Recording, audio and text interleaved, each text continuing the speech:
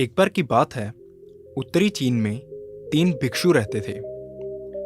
कोई भी उनका नाम नहीं जानता था, क्योंकि उन्होंने अपने बारे में कभी किसी को कुछ बताया ही नहीं था। चीन में उन्हें आज भी 3 हंसते हुए भिक्षुओं के नाम से जाना जाता है। वो हमेशा एक साथ ही रहते थे और एक गांव से दूसरे गांव घूमते रहते थे। वो जहां भी जाते, बीच बाजार में खड़े होकर जोर जोर से हंसने लगते। उनकी हंसी देखकर लोगों का ध्यान उनकी ओर खिंचा चला जाता और धीरे धीरे उनके चारों ओर एक बड़ी भीड़ जमा हो जाती।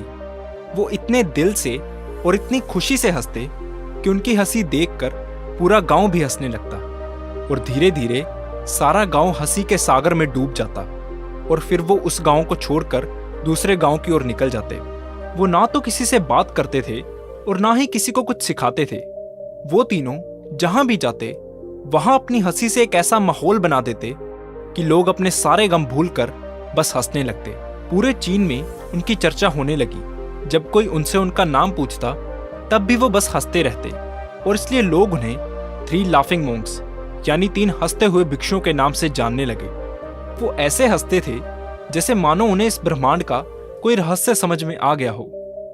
अपनी हंसी से उन्होंने पूरे चीन में इतनी खुशियां और आनंद फैला दिया जो उनसे पहले कोई नहीं फैला पाया था। इसी तरह पूरे चीन में घूमते घूमते और लोगों को हंसाते हंसाते काफी समय बीत गया और वो तीनों बूढ़े हो गए। एक रात जब वो एक गांव में ठहरे हुए थे तो उनमें से एक भिक्षु की मृत्यु हो गई। इस खबर को सुनकर पूरे गांव में मातम पसर गया। गांव वालों को लगा कि शायद अब बाकी दोनों भिक्षु जरूर रोएंगे। हर कोई उनकी प्रतिक्रिया देखना चाहता था। सुबह होते ही सारा गांव इकट्ठा हो गया, लेकिन वो ये देखकर चकित रह गए कि बाकी दोनों भिक्षु तीसरे साधु के शव के पास बैठकर जोर जोर से हंस रहे थे। उन्हें इस तरह हंसते हुए पहले कभी किसी ने नहीं देखा था।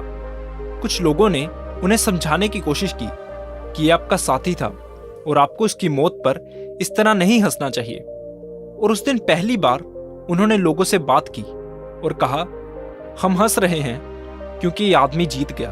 हम तीनों में ये शर्त लगी थी कि जो भी पहले मरेगा बाकी दो उसकी मौत पर जोर जोर से हंसेंगे और इस आदमी ने आज हमें हरा दिया।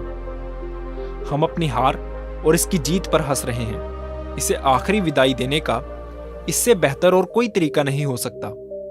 ये कहकर उन्होंने तीसरे साधु के शव को आग के हवाले कर दिया। चीन में यह प्रथा थी कि जब कोई व्यक्ति मर जाता था तो उसे चिता पर लेटाने से पहले उसे नहलाया जाता था और उसके पुराने कपड़े उतारकर उसे नए कपड़े पहनाए जाते थे। लेकिन मरने से पहले उस साधु ने अपने साथियों से कहा था कि मरने के बाद मेरे कपड़े मत बदलना। उसने उनसे कहा था कि मेरे मरने के बाद मेरे शरीर को भी मत नहलाना, क्योंकि मैं कभी मैला नहीं हुआ। मैंने अपनी हंसी से इस दुनिया की सारी गंदगी को अपने आप से दूर रखा। उसके जीवन में इतनी हंसी थी, इतनी खुशियां थी कि उस पर कभी कोई अशुद्धि जमा नहीं हो सकती थी।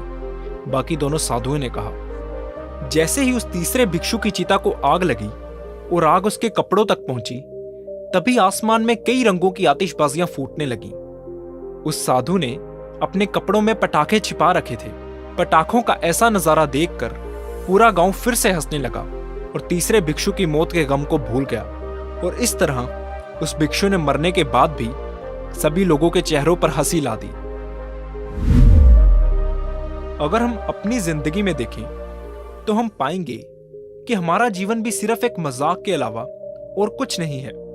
जो इसे समझता है वो इस दुनिया के फालतू के झंझट में नहीं पड़ता और हमेशा खुश रहता है। हमेशा खुश रहने का सबसे बढ़िया तरीका है अपनी जिंदगी में आने वाली सभी खुशियों को दूसरों के साथ साझा करना। खुशी एक ऐसी चीज है जो बांटने से बढ़ती है और दुख एक ऐसी चीज है जो बांटने से कम होता है। खुश होने या हंसने के लिए हमें किसी वजह की जरूरत नहीं है, क्योंकि हो सकता है हम इस पृथ्वी पर ही सिर्फ हंसने और खुश रहने के लिए आए हों। हमेशा छोटी छोटी चीजों में खुशी ढूंढना सीखो, क्योंकि छोटी छोटी खुशियों के पल एक दिन बड़ी खुशियों में बदल जाएंगे। इसलिए जब भी आपकी जिंदगी में कोई दुख आए, कोई तकलीफ आए, तो दुखी होने की बजाय हंसने की कोशिश करो, क्योंकि जब आप हंसते हैं तो जीवन और भी खूबसूरत हो जाता है और आपको उस दुख से, उस तकलीफ से लड़ने की हिम्मत मिल जाती है।